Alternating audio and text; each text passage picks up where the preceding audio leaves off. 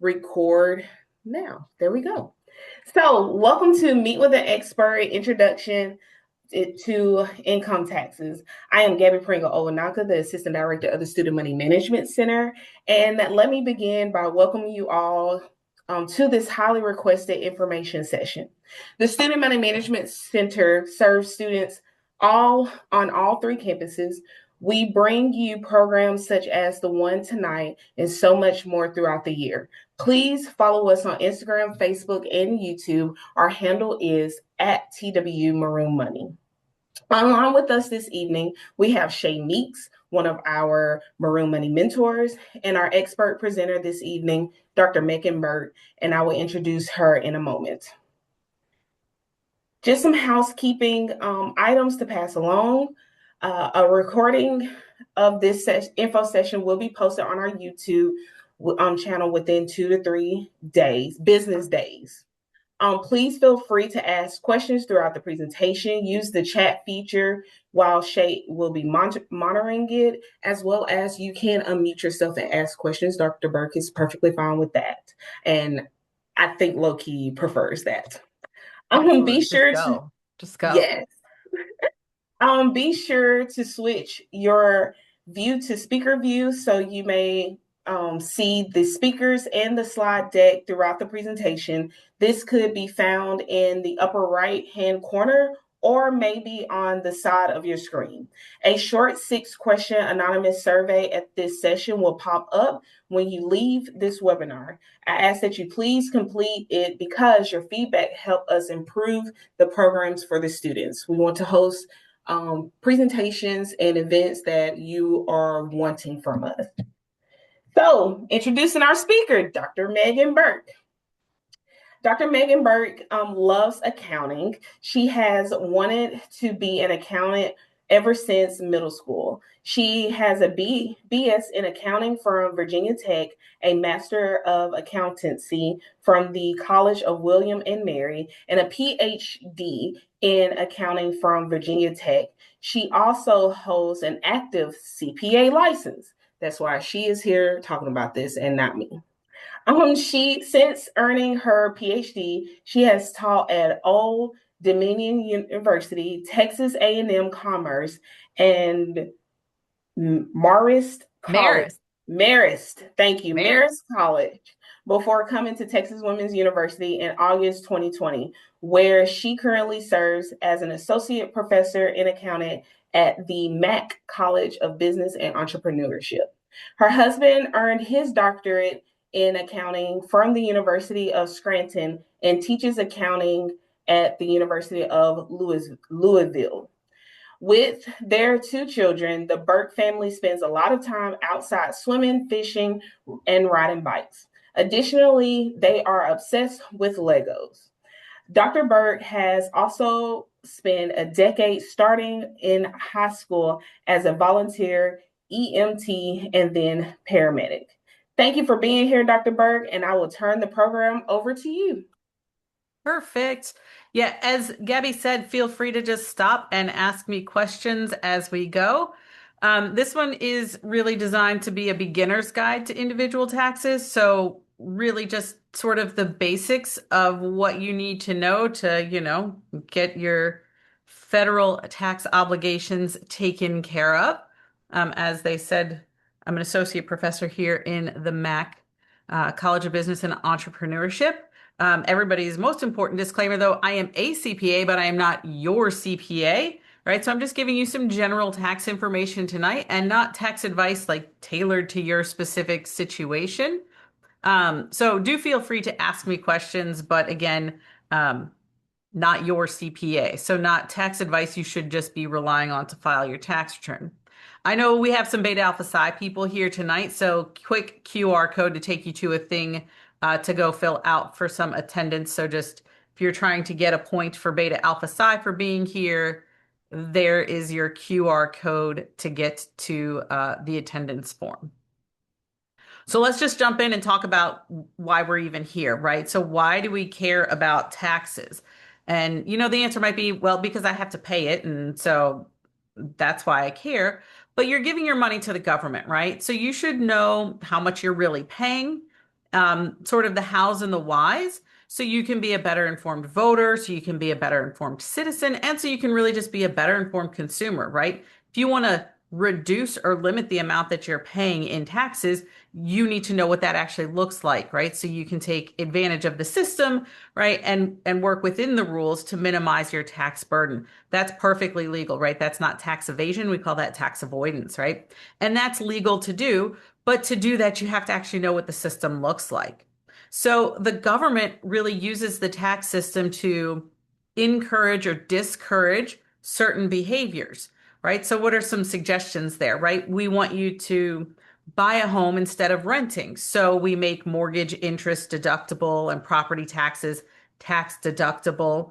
And that subsidizes or reduces the actual cost of owning a home. We want to encourage people to donate to charity. So we make charitable contributions deductible, right? Reducing the cost of doing that. That means that the charitable organizations are then going to provide services that the government would otherwise need to do, right? We're also going to see that we have maybe some tax deferred or tax advantaged savings vehicles, and those are going to help us reach our goals. And that's going to help us have more money, help us save for a down payment or save for retirement, right? So to do all of these things, we need to know what the actual system is. So that's the goal, at least, high level tonight, is that we're going to understand what that actually looks like and how to use this to our advantage to help us achieve some of these goals. And of course, we want to minimize our taxes. So it's important to know that you're paying more than one type of tax and understand sort of your overall tax burden. And that's going to help you make better informed decisions and evaluate the fairness of the overall tax system, right? So we pay income tax, right? That's that thing, April 15th, right? We file our income tax, the 1040, with the federal government, we're going to pay some tax. We're here, most of us in Texas, right? So we don't have a state level income tax. But for some of us from other states, we also do that at the state level, right? So as we have income, and that's like all income, right? We're going to pay tax on that. We also have what we call payroll taxes, and that's as we're earning wages or salary that we have to pay these things that we, of course, call payroll taxes. That's FICA, Social Security, and Medicare. And this is in addition to those income taxes. So when we go to work and we have wages, we have salary, our employer is actually going to take a chunk out of our paycheck, right? And remit that to the government to cover our share of, again, FICA and, Social Security and Medicare taxes. We have sales tax, right? That's what you pay when you go to the store and you buy something, right? You go to the dollar store, it used to just be a dollar, right? But you would get up to the cash register and they would scan your item and then they'd be like, it's $1.08, right? Because we're paying that extra sales tax. So the sales tax, again, is what's happening or what we're paying every time we go and buy something. Now, sales tax looks sort of like a proportional tax, right? Which means that you're paying at the same rate over the entire base. So if I buy something for $1, I buy something for $100, I buy something for $1,000, I'm always paying the same rate, right? But sales tax can actually really be regressive, which means sort of the more money I have, the less I'm paying in tax. Now, that's probably a lower percentage, not total dollars, but what happens there with sales tax? If you're somebody who's living paycheck to paycheck, almost everything that you earn is getting spent. Now, not all of that has sales tax, right? We're not generally paying sales tax on, rent. But when we are paycheck to paycheck, almost everything is getting spent. So we're having to buy food, we're having to go out and buy clothes, right? We're spending a lot of our money. Whereas if you make a ton of money, you can put stuff into savings or investing, and you're not paying sales tax on that, right? So sometimes sales tax, we're paying a much higher percentage of our overall income at the lower levels of earnings than we are for really rich people, right? So sales tax sometimes viewed as regressive. Excise taxes, they are kind of like sales taxes, but they're built into the price of the good. And these are usually called like sin taxes, and we do our best to kind of hide them from you a little bit more than we do with the sales tax. So this is like the tax on gas when you go and put gas in your car at the pump. There's already a tax built into that price. When you go and buy liquor, right? It's already built in. If you're buying cigarettes, it's already built in, right? So again, we generally see those as sin taxes. We also have real and personal property taxes. So if you own a home, you're going to pay what we call real property tax on that, real property being property that is fixed, buildings or land. If you're renting, guess what? You're still paying that, right? Your landlord is just passing that rent or that real estate tax through to you, right? So you're paying that if you own or if you rent. And then personal property taxes on the property that you own that can kind of move around. And generally that's sort of easy for the government to track. So we're talking about, cars and boats and RVs and those sorts of things. We don't typically see jurisdictions assessing property taxes on like the clothing that you own or the furniture in your house. It's too hard for them to track that. So real and personal property taxes, right? We're going to pay that as well. And then tourism taxes. These are taxes on, plane tickets, hotels, rental cars, theme park tickets, right? Tourism taxes, politicians love those because we get to assess those on people who aren't voting for us, right? So in places like Florida, right, you can see really high tourism taxes and then they don't have an income tax, right? So they're asking people from outside of the state to pay a big chunk of their tax base, right? So again, something the politicians like a lot, right? Because we can raise that without upsetting our voters and still increase the amount that we're collecting, right? We do have some constraints there, right? We can't get it so high that people stop coming or realize that, they're paying a significant amount and it makes it so unaffordable they don't show up. But for the most part, we can push on tourism taxes a little bit more.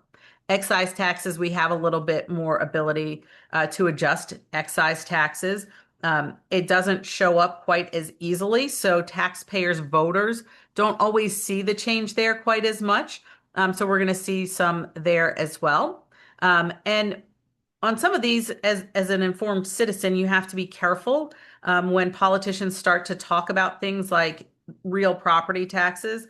They're going to say, we're not going to raise the tax. And what they mean is they're not going to raise the rate, but they just increase the assessed value of the property, right? To actually increase the overall tax revenue without increasing the taxes, right? So again, when we're evaluating the fairness of the system, we really need to consider things like that and be able to sort of see through what some of them are saying, right? And really understand the bottom line and what we're actually going to be paying. All right. So I said we paid income tax, right? We're going to sort of talk about our income taxes first, right? We have April coming up here pretty soon. So income taxes are taxes on income, right? And that seems sort of easy, right? But we need to understand that that is earned and unearned, right? So earned income is like I go to work, I have wages, I have salary, I did something for that money to be coming to me. And then I have unearned income, and that could come in a variety of ways. But that's stuff like interest and dividends, right? So if I have an investment account or a savings account and it's generating interest income, I still have to pay tax on that. If I am in a partnership or own a rental property, right, I might have income coming from that as well. And I still need to pay tax on that, right? And income taxes, again, at the federal level, here in Texas, we don't really have that, but some of you are from other states that have that. And then we also see that we have some localities that assess income tax as well. Ohio, Pennsylvania, New York, we see a lot of those local jurisdictions where we're going to also have income tax there. Now, does that mean we have to pay tax on 100% of what we earn? And the answer there is no. We have something called a standard deduction, or you can do itemized deductions, which are a little more complicated. But that's going to reduce your taxable income. So even if you earned $100,000, you're not going to pay tax on all of that, right? First, we get to subtract out that standard deduction or those itemized deductions. And that really says that there's some bare minimum level on which we don't think we should be assessing tax, right? You should be using that money to just survive and thrive, right? So we don't actually tax you on all of it. When we start looking at things like these tax rates and the tax brackets, that's on the taxable income. After we've done that reduction for the amount that you're not going to pay tax on, right? For that standard deduction. So I said you could do the standard deduction, which is easy. It's just a set amount based on your filing status, which we'll talk about in a little bit. Or it's itemized, right? And again, that's a little more challenging, but these are generally personal expenses. And the government has said to the extent that you're paying these, you have less ability to pay tax, or we are trying to subsidize specific behavior. So to the extent that you can take this deduction, it's really the government subsidizing or picking up part of the cost. So here we have things like medical expenses. And again, that says if you have really high medical expenses, you probably shouldn't be paying a lot in tax. You have less ability to pay tax, so we'll reduce that. Charitable contributions, again, right? We want to make sure that people are contributing to charity so that the government doesn't have to provide those services. State and local taxes and mortgage interest, right? Again, trying to encourage you to buy property instead of renting, right? And again, all of those things are going to reduce your taxable income. Again, that means the government is choosing to subsidize or offset the cost of those activities, right? To encourage you to engage in those activities. So I told you we had something called a tax bracket, right? This is our tax bracket for 2026. And this one is for single filers and then married filing joint returns, head of household here. So this is based on something called a filing status. And again, we'll talk about that in just a moment.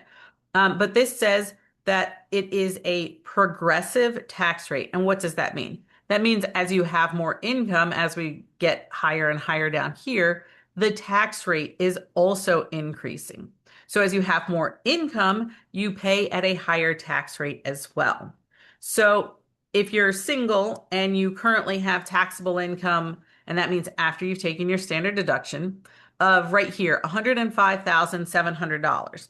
That means that your marginal tax rate is 22%. Really, it's going to be 24% because that's what you're going to pay on the next dollar. But right now you would be in the 22% bracket.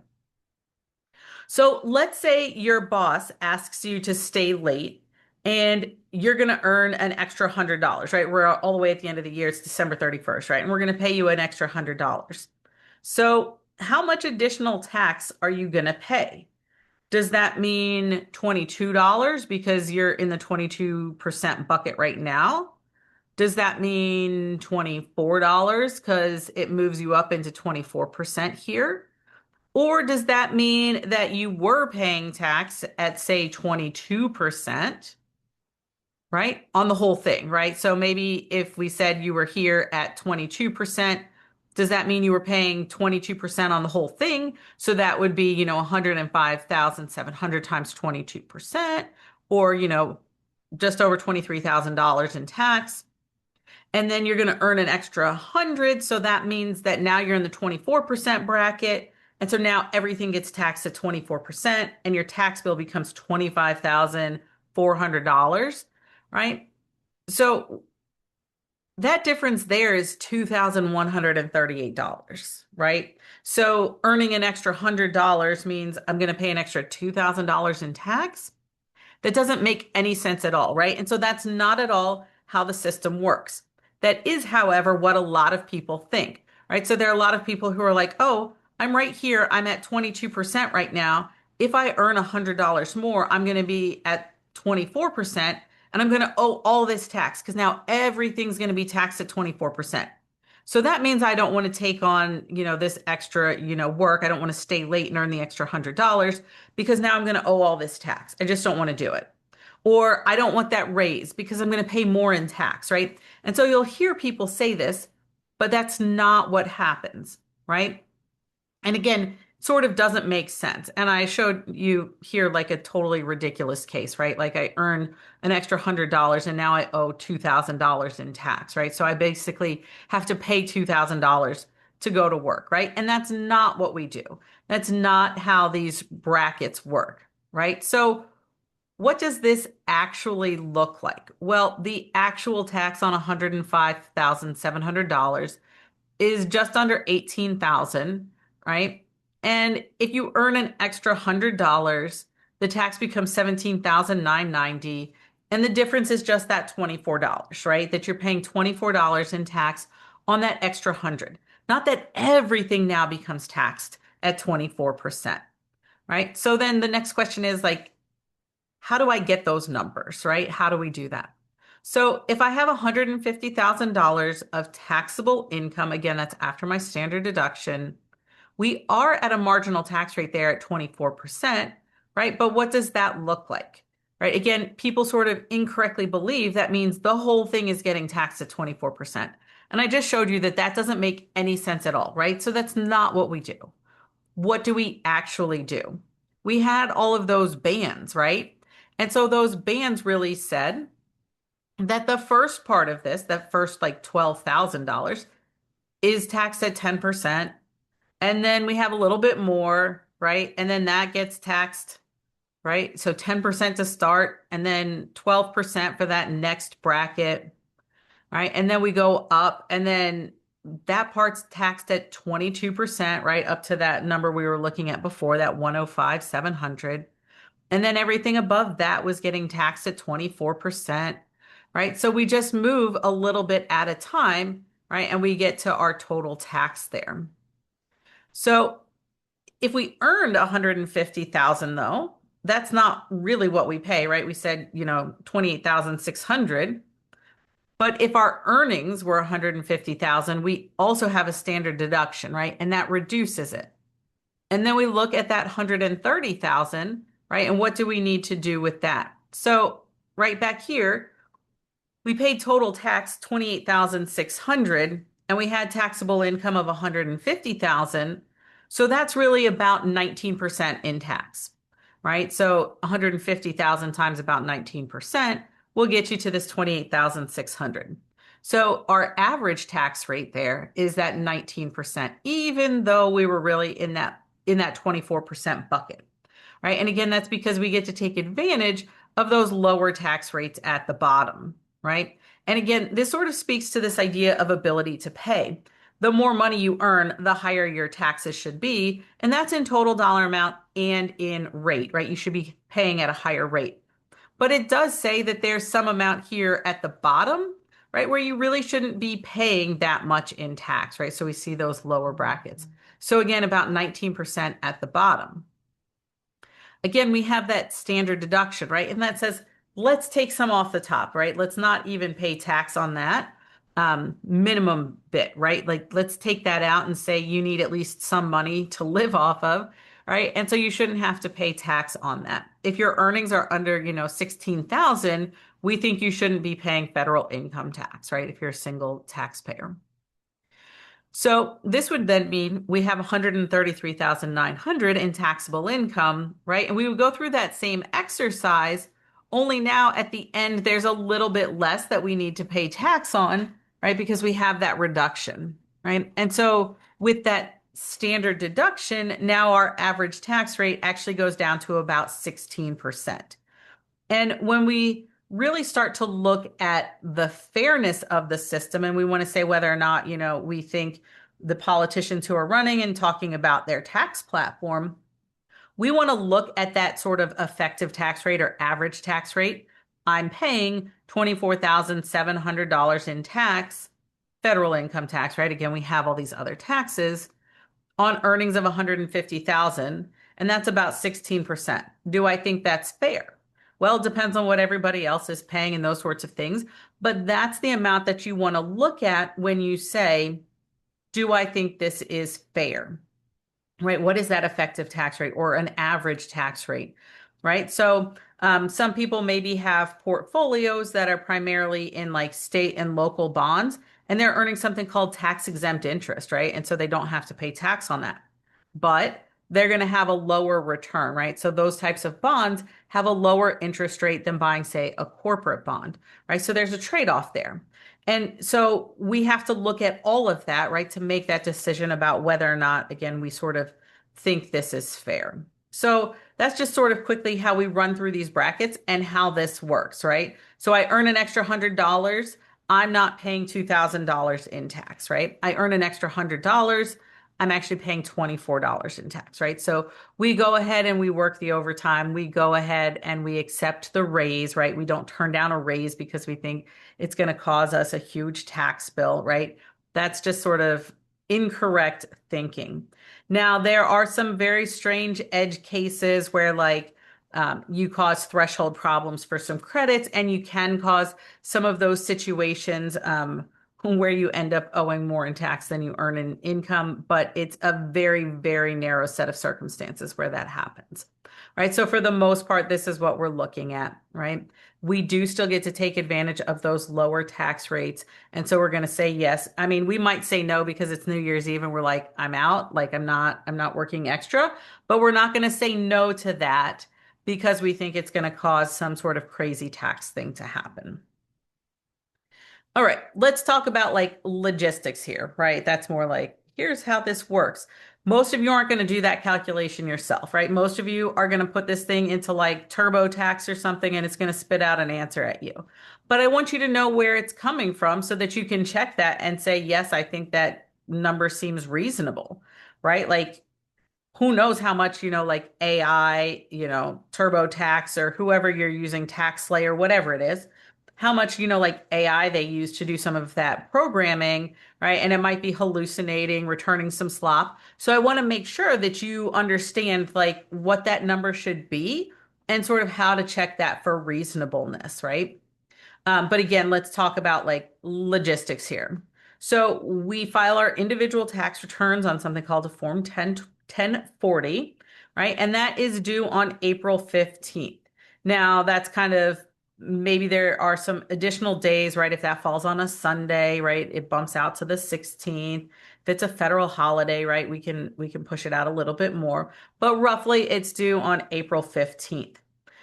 We can get an extension of time to file. So maybe you didn't get all of your forms, right? Maybe you have an employer who is a slacker and didn't get your W-2 to you on time, right? We can, or, you just need more time. You're waiting on, partnerships or whatever. You have some crazy investments, right? And you have some flow throughs. We can get an extension of time to file until October 15th. And there's a form to fill out, of course, there's a form to fill out to get that extension. That is just an extension to file, to fill out the paperwork. It is not an extension of time to pay. Whatever balance you owe is still due on April 15th, right? So if you owe money to the government, it is still due April 15th, but you can request that extension to actually fill out the paperwork and get it submitted, right? So we're going to try to get all of it in by April 15th, but if we can't, again, we have that extension. It's a 4868. It's pretty quick and easy to fill out. But again, make sure that you're paying anything you owe at that time as well. Now, there are lots of options for getting this done. You can actually fill it out by hand if you want. Go to the IRS, right? IRS.gov, print out the 1040, and you can, write on a form, right? And you can mail it in. You can, use TurboTax, the tax layers, whatever. You could pay somebody. You can go to Jackson Hewitt H&R Block, right? You can go pay an accountant to do it. There are some free online options. There's some pushback. We might not see as many going forward. IRS has a free file program, may go away. There are VITA sites. That's Volunteer Income Tax Assistance. And this is one of your best bets, right? IRS free file, some of the free online software. You still need to do a lot of the entering of that information. But VITA is going to be staffed with volunteers, hence the Volunteer Income Tax Assistance.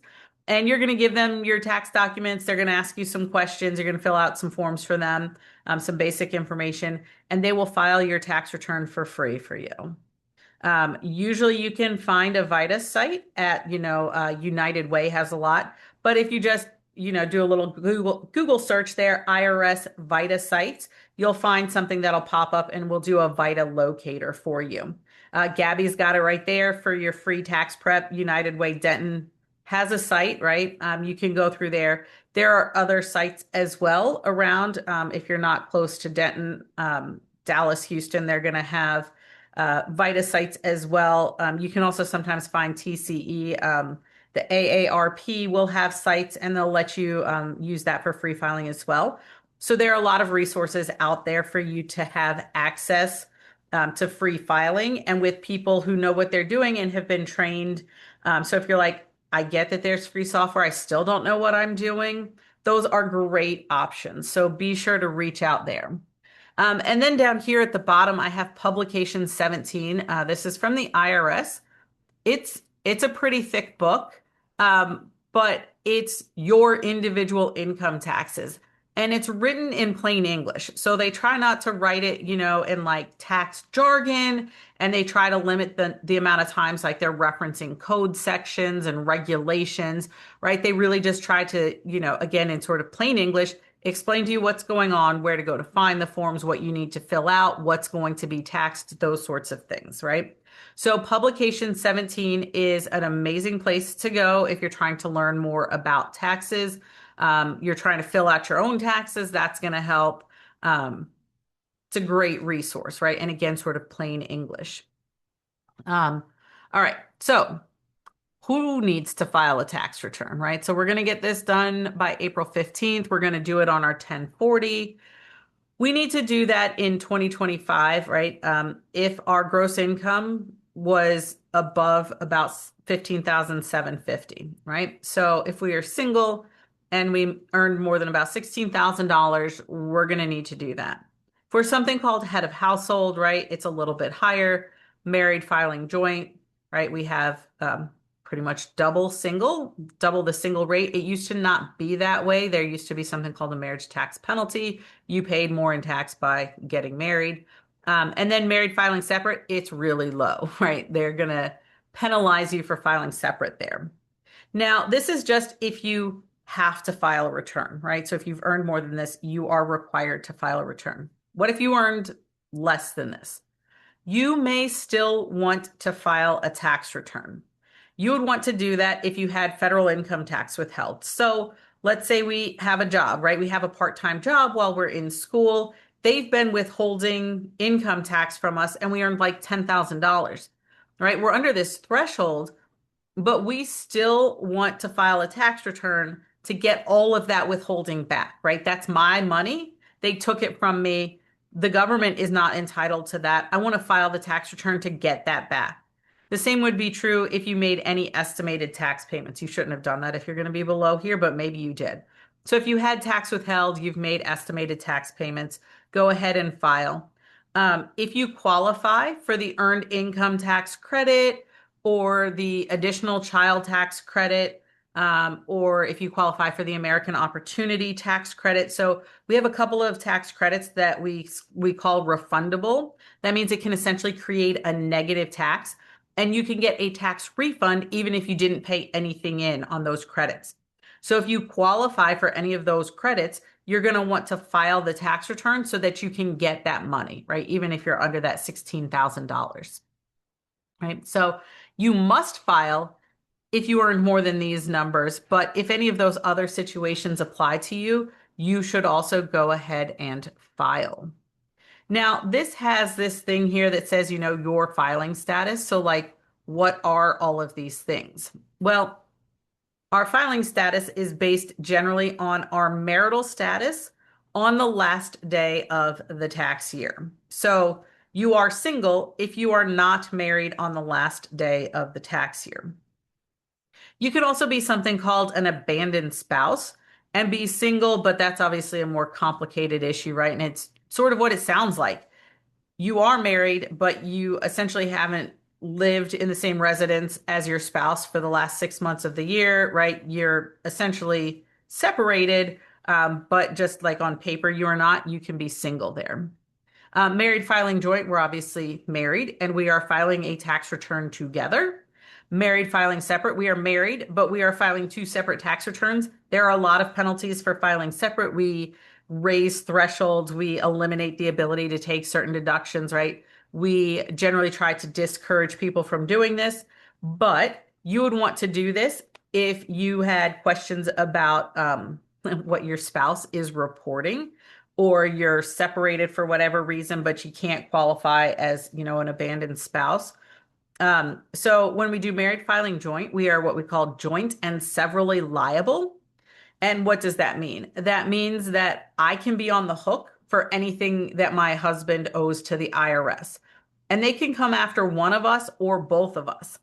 So if he earned money and he didn't pay tax and the government is like, hey, you owe us tax money, they can come after him, they can come after me, they can come after both of us, they could come after just me for that, right? If they're like, I don't think that he's going to pay, he didn't pay the first time, I'm going to come after you, I'm going to garnish your wages, right? So married filing joint means you're joint and severally liable. You're both on the hook for the entire amount. So if we think that our spouse is fraudulent on their taxes, we might do married filing separate, so we're not on the hook for that. Head of household. This is somebody who is unmarried, right? So you're not going to be able to do married filing joint or married filing separate. But here we're saying you're kind of single, right? You're not married, but we want to give you some sort of additional tax breaks because we think that you have less ability to pay because you are the head of a household. You are providing support for somebody else. So this generally means that you're unmarried and you're paying more than half the cost of a household for some sort of qualified person, right? This is generally like your child, your grandchild, maybe you've got your brother or your sister, or maybe a niece or a nephew. This could also be that you have, a parent or a grandparent living with you. And we'll talk sort of about what that looks like. Or something called a qualifying surviving spouse, which essentially means you're a widow and you have children living with you after your spouse has died. So part of head of household says we have this like qualifying person with us, and a dependent is sort of the best way to look at this. There's some slightly different rules, but this is pretty close. We used to have deductions for dependents. The more people we had, the less ability we had to pay tax. So we reduced our tax bill for the dependents. That doesn't really exist anymore, but it helps us determine our filing status, helps us figure out tax credits. So these dependents need to be a U.S. citizen or a resident of the U.S., Canada, or Mexico. So for our dependents, right, a U.S. citizen or a resident of the U.S., Canada, or Mexico. And they generally can't be filing a joint return, so they're not married and filing with somebody else. Again, this is tax, so there's like always exceptions. So there's some exceptions there too. And then we want this person to be a qualifying child or a qualifying relative. And again, this matters a lot when we talk about head of household and qualifying for head of household. And then when we talk about things like the child tax credits and taking, American Opportunity tax credits and those sorts of things for educational expenses. So our qualifying child needs to be a child or a descendant. So that means our child or our grandchild, whatever, or our sibling. So a qualifying child could actually be your brother or sister, or a descendant of your sibling. So your nieces and nephews. We have an age test that says that they need to be younger than the taxpayer. So they need to be younger than you. So it can't be your older sister. We'll talk about how we would get that person in this bucket. We would make them a qualifying relative, but they probably can't be a qualifying child. So they need to be younger than you, and they need to be either under 19 or under 24 and a full-time student, or an individual who is permanently and totally disabled. Then we're less concerned about the age test. So younger than us, under 19 or under 24 and a full-time student. The residence test says that they must have lived with you for more than half of the year. If they are gone at like school or they're in the hospital, that doesn't count against you, right? We call those temporary absences. It really means that they're not living with somebody else for more than half of the year, like if you have joint custody. And then a support test. The child cannot provide more than half of their own support. That doesn't say that you have to provide more than half of it, right? Just the child doesn't support themselves. So you could have joint custody. The other parent could be paying more than half of the support, but they live with you and you still have a qualifying child. And then we have tie-breaking rules for dealing with joint custody type situations. We have these qualifying relatives. So some of you, may have a child living with you. You may also be supporting your parents, right? In this like sandwich, situation where you're supporting a whole lot of people. So we can also have qualifying relatives. They have slightly different tests. The relationship, they need to be a descendant or an ancestor. So going down your family tree or back up, parents, grandparents, we can have siblings, nieces, nephews, aunts, uncles. It does not include cousins, right? So no cousins here. But to be a qualifying relative, they can actually be completely unrelated to you or a cousin, right? Like they're the redheaded stepchildren of, tax rules. So they could be your cousin or completely unrelated if they live with you for the entire year. So the relationship test says they're kind of in your family tree or they live with you all year. The support test says that you need to provide more than half of their support. So with the kid, it was that the kid wasn't supporting themselves. And here it's that you are personally providing more than half of the support. And then the gross income test says that they need to earn less than $5,200 in 2025. So this person needs to have pretty low income for them to count as your qualifying relative, right? So qualifying relative there for head of household, right? They can live with you for the entire year. You're providing more than half of their support and they have pretty low gross income. All right, so we were on kids, right? Let's talk about taxes and having kids. Um, don't have kids because you think it's going to save you tax dollars, right? Kids cost way more than the tax savings they generate. But there are some tax savings for having kids, and you should know some of those benefits. Again, they're still way more expensive than these benefits, right? So we have the child tax credit, that's $2,200 per child. We have something called a credit for other dependents, and this is where those qualifying people, right, come in, those other dependents. And that's $500 for each qualifying dependent. And then we have an additional child tax credit. This says that part of this is refundable. Remember how I said even if you didn't have income, but you can qualify for this credit, you should file? This is what I'm talking about. You could have zero tax withholding, you could have a zero tax bill, you could have earned zero income, but you have this child and you can get the refundable credit. The government's going to send you this check for $1,700 for your refund, right? So go ahead and file. So that's what refundable means, right? It's going to pay you the tax even though it's not offsetting other taxes. We have the child and dependent care credit. So this one is just for having a kid, right? So that's this credit or the dependent or the additional, right? This is just because you have a kid. The child and dependent care credit. This says that you're paying for some sort of child care so that you can work, look for work, or go to school, right? And so this offsets that cost of paying for child care. We have the earned income tax credit, right? This thing is also refundable, right? It can create that negative tax. This is really to offset some of those payroll taxes, right? So the earned income credit we allow to create negative tax because we're not really trying to refund income taxes. We're really trying to refund some of those payroll taxes, right?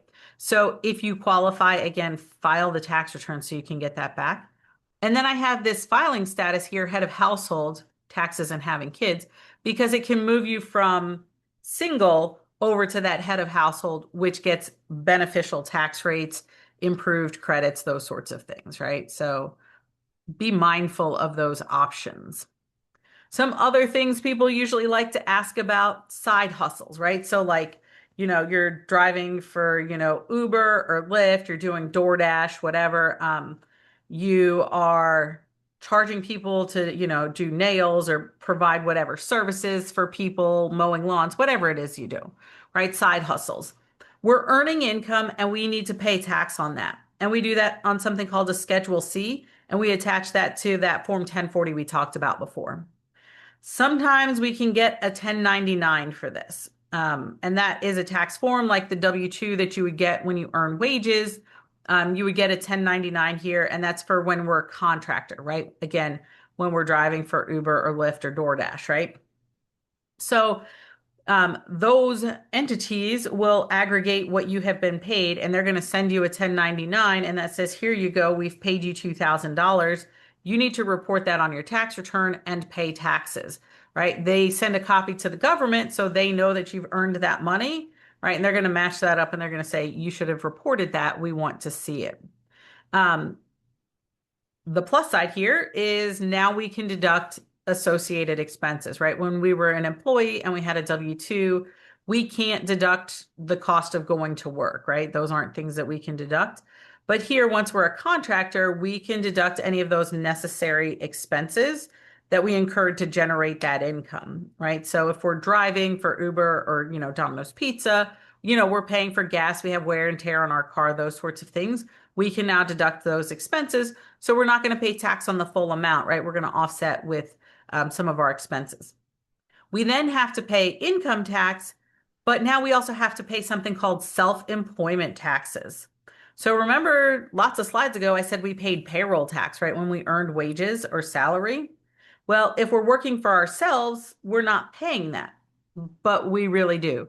We do that in the form of self-employment tax. So that's our version of payroll tax when we work for ourselves. Only it's a little bit worse now. When we were looking at payroll taxes, our employer took some out of our wages, but then they had to match that, and our employer had to pay some too, right? So when we have to pay self-employment tax, we have to pay the employee and the employer portion, right? So payroll taxes are about 7.5%. When you have to pay it as self-employment tax, you have to pay both halves of that, and that makes it 15%. We get a deduction for one half of that, um, but we still have to pay in that 15%, right? So we're paying in the 15% as self-employment tax, and we have to pay the income tax, and nobody's withholding that from our paycheck, right? So that means you probably, if you're making a decent living here doing, side hustles, you need to be making something called estimated tax payments throughout the year. So every 3 months, you need to be sending the government a check to cover a part of that, right? So if you have these side hustles, know that you need to be reporting it. You need to be paying taxes. If you're getting those 1099s, the government 100% knows about that. They're going to match it. They're going to send you a bill. So make sure that you're getting that filed, right? Again, you're going to have to pay that self-employment tax, which is 15% plus the income tax piece, right? So it's a pretty big chunk there out of your earnings. So do make sure you are setting aside money so that you can pay that tax bill in April, right? So side hustles, we're going to get that paid. Um, Something new, right? The one big beautiful bill said that we were not taxing overtime and tips, right? And people are like, what the heck does that look like? So overtime is going to be not taxable up to 12,500 if you're single, or 25,000 if you're married filing joint, and tips are going to be not taxable up to 25,000. So for overtime, this is only the part over 40 hours. This doesn't include, like, if you're a nurse, like, it doesn't include, nighttime differential, holiday differential, weekend differential, whatever that is. It's only the part for over 40 hours a week.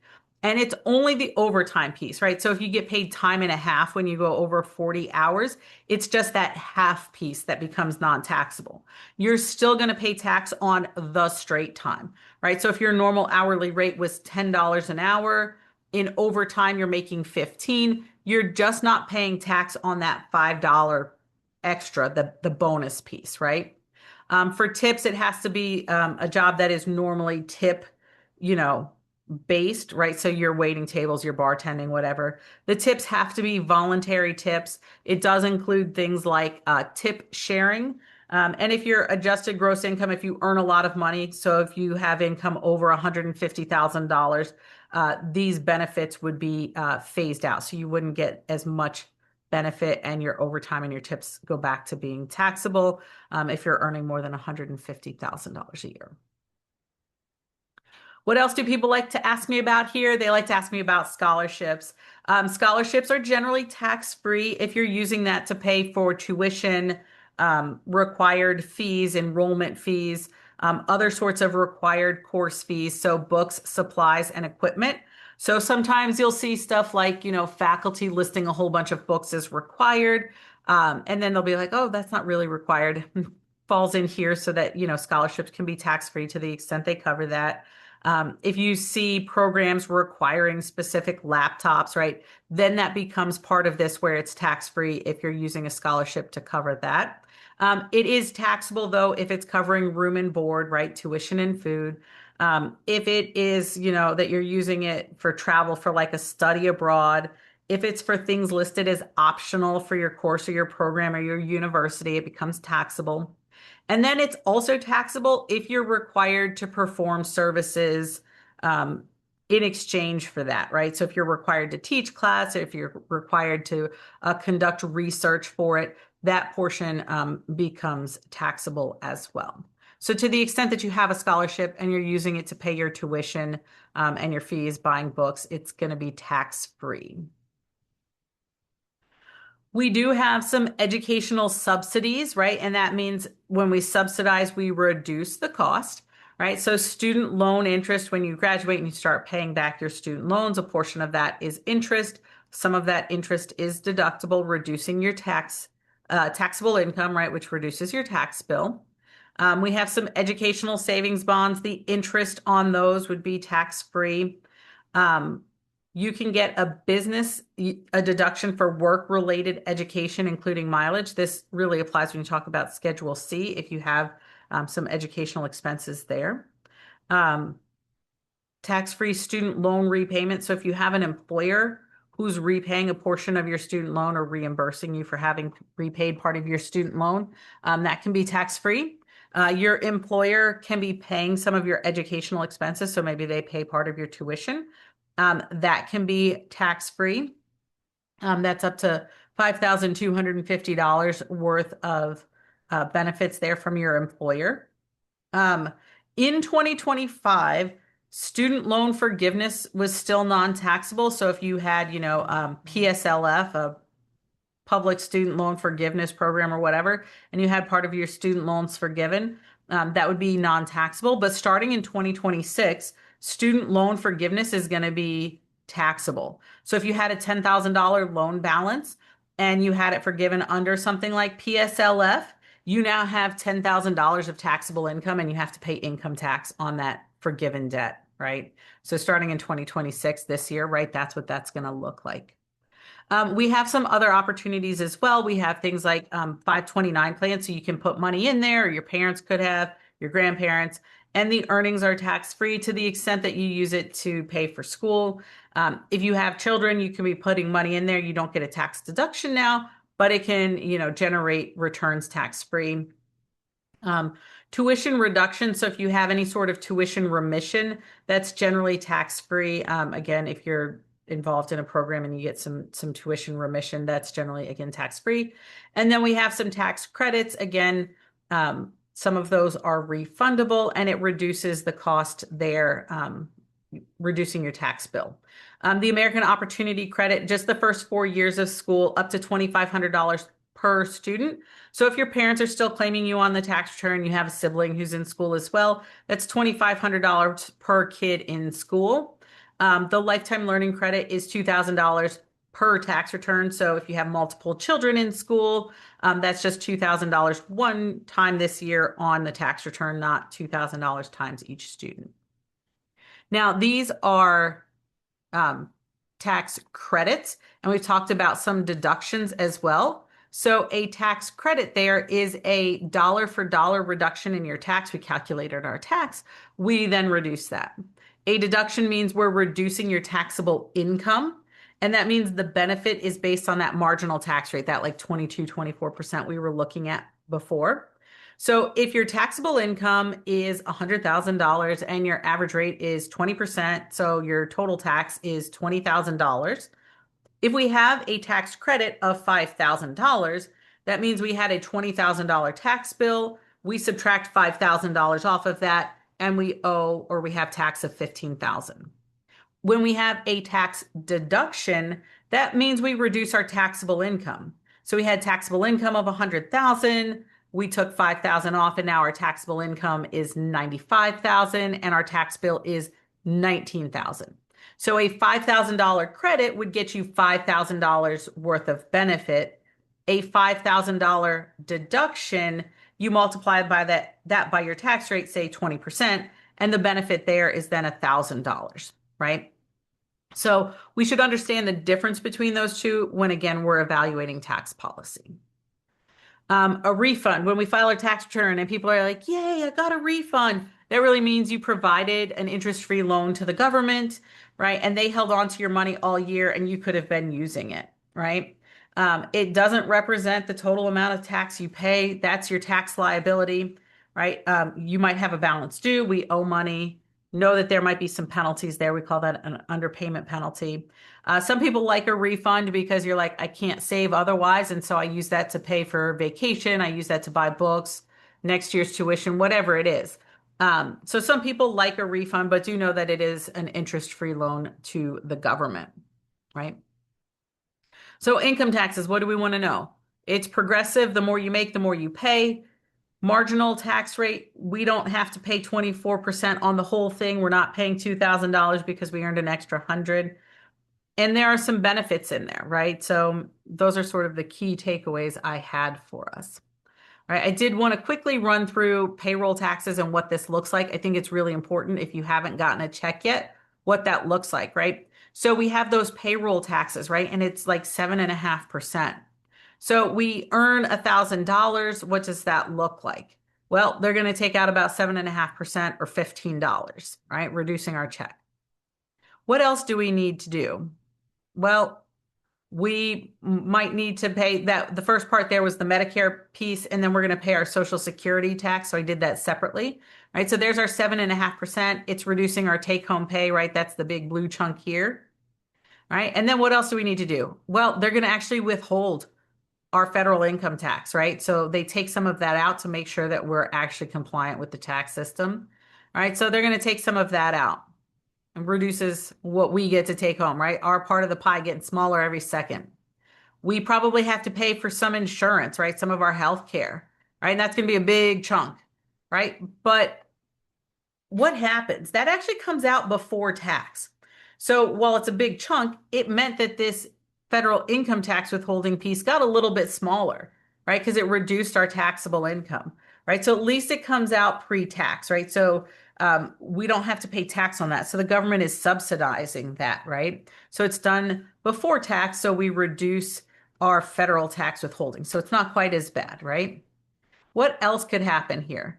Well, we might want to make a contribution to our 401k, right? That's a retirement plan so that we're going to have some money down the road.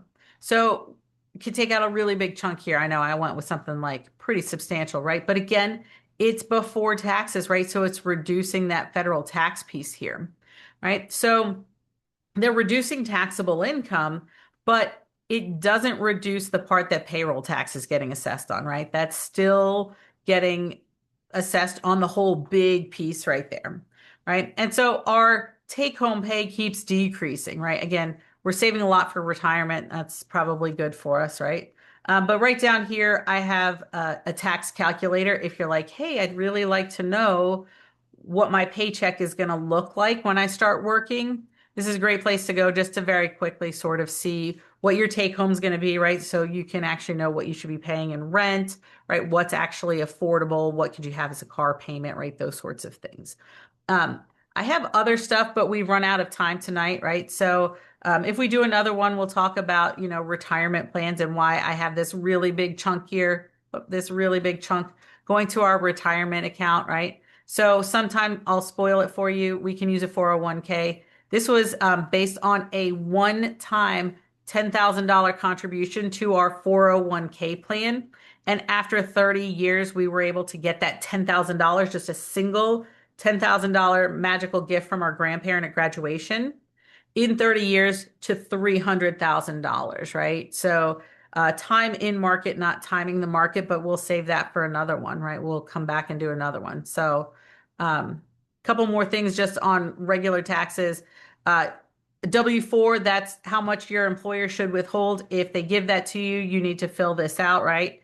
So this is for our employees, right? You're going to get a W-2. A W-9 is a request for your social security number. This is what you have if you're, an independent contractor doing those side hustles. People are not trying to scam you if they're asking you for your social security number here. If you're working for them and earning money from them, this is a reasonable request, right? So there we have it for tonight. We kind of skipped over our, retirement bit, but we'll do another one and talk about that, right? So I know I talked fast there, especially at the end, but questions if you've got them, happy to take them. I have a question. Where can we rewatch this? Uh, Gabby So said that it's going to go on the Student Money Management Center's website, right, Gabby? It will actually be on our YouTube page, On and our YouTube. our handle is at TW Maroon Money. Okay. And then if you need a beta alpha psi attendance, there is your QR code. Other things I can answer for anybody tonight. Yes, you mentioned something about publication 15, 17, yep. 17. Okay. I just wanted to double check. And that's like something that we can find online, or is it like a Absolutely. book? Absolutely. You can just go to irs.com or .gov, sorry. And then there's a search thing and you just type in publication 17. So you just go to IRS. There we go. So you just go to irs.gov and you can, at the top, there's a little search box, type in publication 17. It's right here, your federal income tax. And again, it's then written in like plain English describing what you need to do, what a filing status looks like, who's a dependent, right? And they, again, try to like plain English it. They try to have links for you within the document to forms that you could need. Super helpful. And Okay. then, also, Gabby linked the United Way free file for that VITA link. If you're looking for a VITA site, she had that in the chat as well. Somebody's asking, what does 1099G mean? 1099G could be used for a couple of different things, frequently used for gambling winning. So if you, sports betting, you went to Vegas, sometimes tax refunds can show up on a 1099G. It picks up some other forms of income. It's taxable income and they've reported it to the government. So you're going to have to report that as well. Gabby linked the YouTube channel so that you can see the recording, and they'll have recordings of other sessions as well. So they've had other experts in. Um, Gabby hasn't plugged it yet, but we also have Money Management Month coming up, which splits March and April. And I probably messed up the name, so I apologize.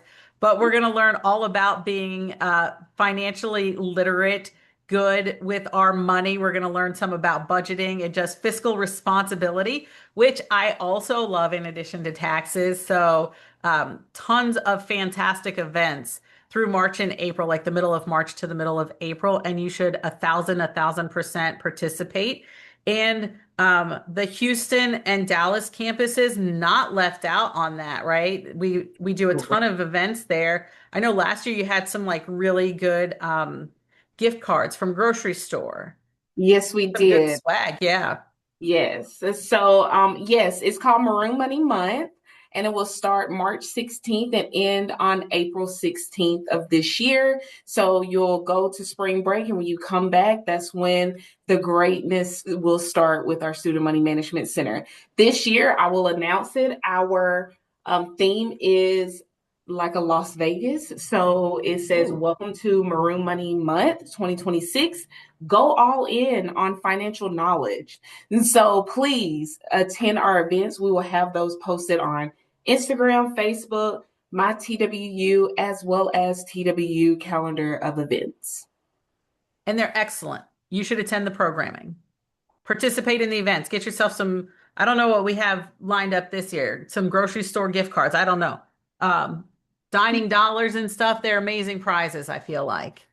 I can't confirm nor deny any But of that. you could confirm that it happened last year. I can confirm that it happened last year. See, Yes. she's confirming there were great prizes involved last year. So And we're excellent. going Thank you guys to for coming, though. I believe there's a survey involved afterwards. I'm probably taking away Gabby's job right now. go for it, Dr. Yeah. Burke. It's also worth 1 point in something called TWU Moves. I don't know how or what you go to do that, but that's a thing, and it is worth 1 point for a TWU Moves. And there is a survey, it's an anonymous survey. We love to get the feedback. If you have ideas for other things, we love to hear that too. And if we want to come back and talk about retirement plans and why a 401k is amazing, we can do that too. And I'll just put that back up so you can stare at it too. Not the sad part where they take all of your money and your paycheck just quickly evaporates. We'll go to this part that says if you put $10,000 in one time at the end of 30 years, you could have $300,000, right? Like that's the key takeaway that I want everybody to hear on 401ks, early and often. But we can save that for another night, right?